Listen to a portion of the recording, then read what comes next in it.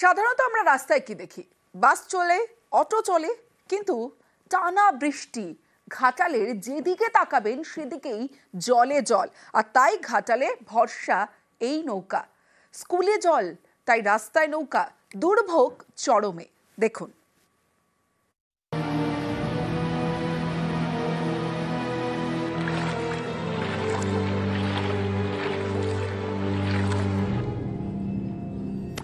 রাস্তায় বাস নেই, অটো নেই, চলছে নৌকা।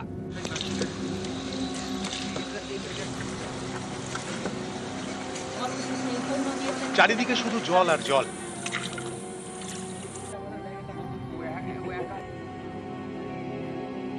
পশ্চিম মেদিনীপুরের ঘাটাল, একটানা বৃষ্টি হলেই জল জমে ভোগান্তি। ঘাটাল পুরসভার 17টির মধ্যে 13টি ওয়ার্ড প্লাবিত। মাস দেড়েক ধরে চলছে দুর্ভোগ। যাতায়াতে ভরসা নৌকা আর ডিঙি।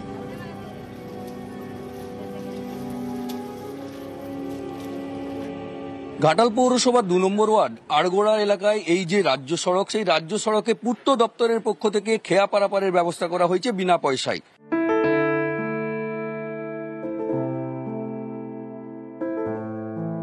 এক ঘন্টা পথ নৌকোয় করে? হ্যাঁ, 1 থেকে 1.5 ঘন্টা আসতে হয়। 1.5 মাসের কাছাকাছি এরকম পরিস্থিতি আমাদের।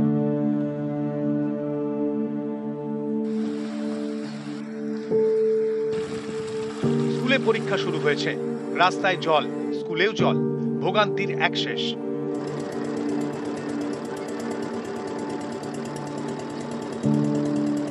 এক্সাম আছে,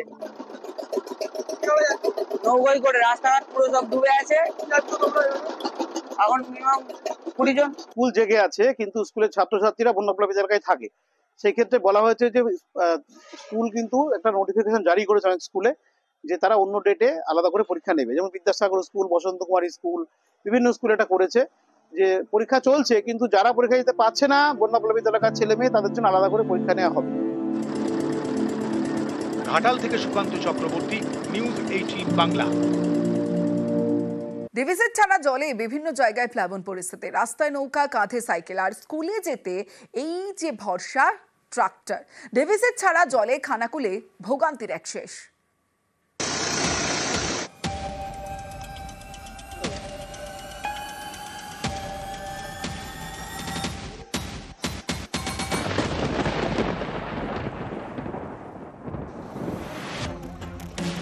পরীক্ষা চলছে, পরীক্ষার্থীরা স্কুলে যাচ্ছে প্রশাসনের দেওয়া ট্রাক্টরে চেপে। কোমর জল, ভাসিয়ে নিয়ে যেতে হচ্ছে গ্যাস সিলিন্ডার। কেউ আবার রাস্তায় বেরিয়েছেন নৌকার ভরসায়। ডিভিসি জল ছাড়লে বছরের পর বছর এই রকম ভাবেই বাঁধ ভেঙে গোটা এলাকা প্লাবিত থাকে, আর এই ছবিটা প্রত্যেক বছরেই কমন থাকে। আমার বয়স হয়েছে আজ 25 বছর। আমি 25 বছর ধরেই এই জায়গা দিয়ে যাতায়াত করি। বন্যার সময় প্রতি বছরই এই রকমের জলে প্লাবিত হয়ে যায়। মিনিমাম 3 মাস তো জল থাকেই।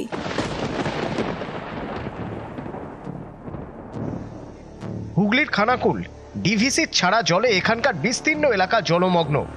জগদীশতলায় আরামবাগ গড়ের ঘাটে রাজ্য সড়কের স্রোত, দুর্ভোগ চরমে।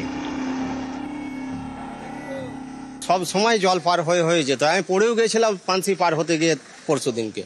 এই পারেই আসতে হয়, কোনো গাড়ি আসতে পারে না। এইভাবেই আমাকে যাতায়াত করতে হয়, পানসি করে ট্র্যাক্টরে করে পার হয়ে যাচ্ছি। একে বৃষ্টি, দোসর ডিভিসি। এক নাগারে ডিভিসি ছাড়া জলে ফুঁসছে মুন্ডেশ্বরী, রূপনারায়ণ। খানাকুলে দুকুল ছাপিয়ে নদীর জল রাস্তায়, স্বাস্থ্যকেন্দ্রেও জল।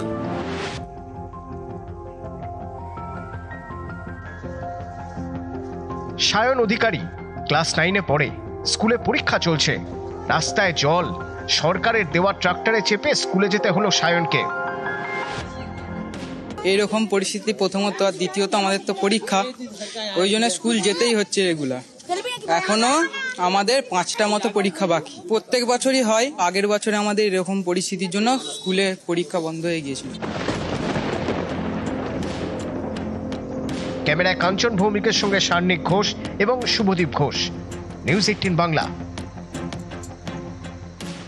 ভরা বর্ষায় উত্তরে পর্যটকের ভিড়। বরলির চাহিদা আকাশ ছোঁয়া। ঝপাঝপ জাল পড়ছে তিস্তায়, ঝাঁকে ঝাঁকে উঠছে ছোট বরলি। জুন থেকে সেপ্টেম্বর বরলির প্রজননের সময়। এই সময় বরলি ধরলে ভবিষ্যতে ফাঁকা হয়ে যাবে তিস্তার বুক। তাই অক্টোবর পর্যন্ত বরলি ধরা নিষেধ।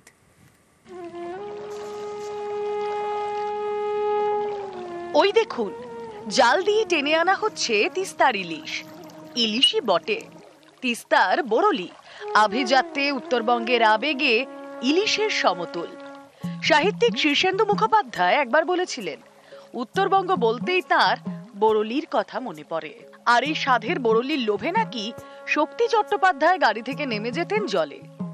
তিস্তা তোর্ষার ঐতিহ্য বরলি মাছ হারিয়ে যাচ্ছে। দূষণ তো আছেই, সঙ্গে আছে ছোট জাল, চাইনিজ জালের যথেচ্ছ ব্যবহার। চাহিদা বাড়ছে, তাই নিয়ম না মেনেই তিস্তার বুক ছেঁচে তুলে নেওয়া হচ্ছে ছোট বরলি। বরলি বাঁচাতে হবে, তাই করা হচ্ছে নিয়ম কানুন। যখন তখন আর ধরা যাবে না সাথের বরলি। চলছে লিফলেট বিলি, মাইকিং। বিদ্যুৎ সংযোগে মাছ ধরা এবং ছোট জাল ব্যবহার করে মাছ ধরা সম্পূর্ণরূপে নিষিদ্ধ। নদীর পার্শ্ববর্তী এলাকাতে প্রচার অভিযান চালিয়েছি যাতে করে ছোট জাল দিয়ে মাছ না ধরে, যাতে বৈদ্যুতিক সরঞ্জাম বা চাইনিজ দুয়ারি দিয়ে মাছ না ধরে, সে ব্যাপারে আমরা নিষেধাজ্ঞা একটা প্রচার জারি করেছি, মাইকিং করেছি। অবৈধভাবে মাছ ধরলে তাদেরকে আইনানুগ ব্যবস্থা নেওয়া হবে। প্রজনন ঋতুতে জঙ্গলে পর্যটকদের ঢোকা নিষেধ, তেমনি এবার বর্ষায় তিস্তা, করলা, জলঢাকায় বরলি মাছ ধরায় নিষেধাজ্ঞা জারি করেছে জলপাইগুড়ি জেলা মৎস্য দপ্তর। অক্টোবর মাস পর্যন্ত এই নিষেধাজ্ঞা কার্যকর থাকবে। মৎস্য দপ্তর থেকে আমাদের বলছে যাতে নদীতে ছোট মাছ যাতে না ধরে, ছোট জাল দিয়ে যাতে কেউ মাছ না ধরে।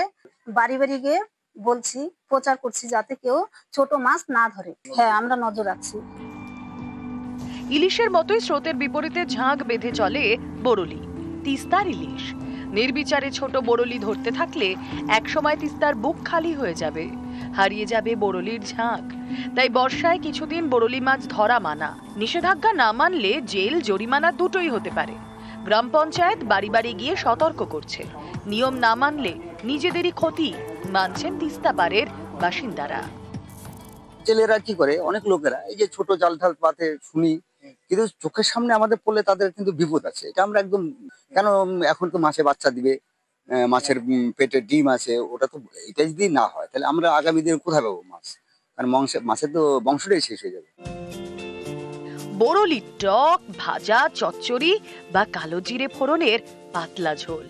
জিরে আদা বাটা দিয়ে রাধা বরলি নাকি চেটে পুটে খেতেন প্রাক্তন মুখ্যমন্ত্রী জ্যোতি বসু। সেই বরলি যাতে হারিয়ে না যায়, তাই মৎস্য দপ্তর উদ্যোগী, যেন হারিয়ে না যায় বরলি। উত্তরবঙ্গের আবেগ তিস্তার ইলিশ। নিউজ 18 বাংলা।